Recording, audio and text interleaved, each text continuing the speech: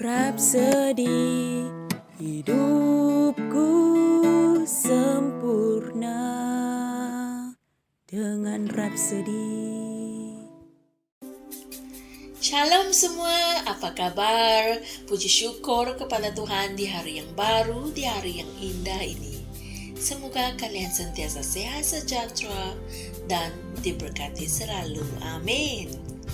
Hari ini Pastor Chris ingin kita tahu maksud yang mendalam di sebalik kuasa yang kita miliki dalam nama Yesus Kristus. Puji Tuhan. Dan tajuk message kita pada hari ini adalah kekuasaan yang maha tinggi. Haleluya. Jom kita renungkan. Ayat Injil pembukaan dipetik dari Markus 16 ayat 17 yang berkata, "Dan tanda-tanda ini akan menyertai orang yang percaya. Mereka akan mengusir roh-roh jahat dalam namaku. Mereka akan berbicara dalam bahasa-bahasa yang baru." Inilah firman Tuhan. Terdapat dua perkara yang saya ingin kamu perhatikan dalam ayat Injil tema. Yang pertama adalah hakikatnya bahwa Tuhan Yesus telah memberikan kita kekuasaan ke atas para iblis. Wow, apa itu kekuasaan? Kekuasaan itu adalah kuasa yang diwakilkan. Ia adalah hak untuk memberi perintah dan untuk dipatuhi, atau keupayaan untuk memerintah dan menguatkuasakan ketaatan. Ia merupakan hak untuk memerintah sesuatu, seseorang, atau apa saja dan dipatuhi. Haleluya. Misalnya, apabila kita menggunakan nama Yesus untuk melaksanakan perubahan atau mengeluarkan perintah, itulah kekuasaan. Yang kedua, Dia juga telah memberikan kita kuasa perwakilan, yaitu hak yang sah untuk bertindak bagi pihaknya atau mewakili Dia sebagai agennya. Hak yang sah untuk bertindak di dalam namanya. Terpujilah Tuhan. Jadi, dengan mempunyai kuasa perwakilan ini, berapa banyak kuasa yang kamu dapat gunakan? Berapa banyak kuasa yang kamu boleh kerjakan? Dan berapa banyak kuasa yang sebenarnya kamu miliki? Ia bergantung pada berapa banyak kuasa di sebalik siapa yang memberikannya kepada kamu. Tidak kira berapa banyak kuasa yang kamu miliki, jika seseorang yang mempunyai kekuasaan yang lebih tinggi daripada orang yang memberikan kuasa itu kepada kamu datang, maka kamu terpaksa tunduk.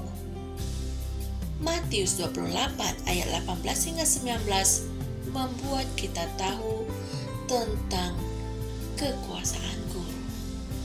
Ia berkata, Yesus mendekati mereka dan berkata, "Kepadaku telah diberikan segala kuasa di surga dan di bumi.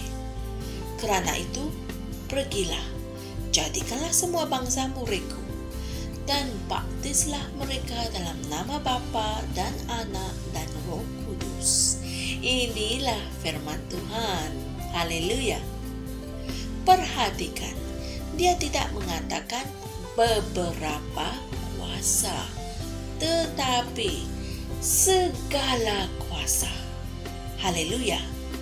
Perhatikan juga, Dia tidak mengatakan bahwa segala kuasa itu diberikan kepadanya untuk Dia gunakan di Israel atau di beberapa bahagian dunia. Tidak.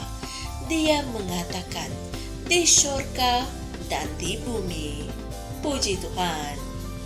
Tuhan Yesus mempunyai kuasa yang tertinggi dan tiada tandingan. Haleluya. apabila kamu mengeluarkan perintah kepada syaitan, para iblisnya, dan unsur-unsur dunia ini di dalam namanya, mereka akan dengar dan mematuhi kamu karena kamu berfungsi dalam kekuasaan dan pemerintahan Kristus yang maha tinggi. Haleluya. Saudara dan saudari, mari kita sama-sama berdoa. Ya Bapa, terima kasih kerana telah memberikan aku keupayaan untuk memerintah dan menegakkan ketaatan serta kuasa perwakilan untuk menggunakan nama Yesus bagi melaksanakan perubahan dan mengawal keadaan. Nama itu mempunyai segala kuasa di syurga dan di bumi. Oleh itu, aku mengistiharkan dalam nama Yesus, Injil akan tersebar dengan cepat di negara-negara di dunia ini. Amin. Berikut adalah renungan tambahan yang Pastor Chris berikan kepada kita, yaitu dari Markus 16 ayat 17 hingga 18, Kisah Para Rasul 3 ayat 16, dan Yohanes 16 ayat 24. Haleluya. Wow. Message kita pada hari ini agak dalam. Saya ingin galakkan kalian baca semula message kita pada hari ini sehingga kamu benar-benar faham arti kekuasaan yang kita miliki dalam nama Yesus. Puji Tuhan. Jumpa lagi esok dan Tuhan berkati. Shalom. Kami percaya saudara-saudari semua telah diberkati dengan perkongsian firman dari Rhapsody Reality. Bagi sesiapa yang ingin menjadikan Yesus Kristus sebagai Tuhan dalam kehidupanmu, kamu boleh mengucapkan doa ini bersama dengan saya. Ya Tuhan Allah, aku mempercayai Yesus Kristus, Anak Allah yang hidup dengan sepenuh hatiku. Aku percaya Dia telah mati untukku dan Allah telah membangkitkan Dia dari kematian. Aku percaya Dia hidup hari ini.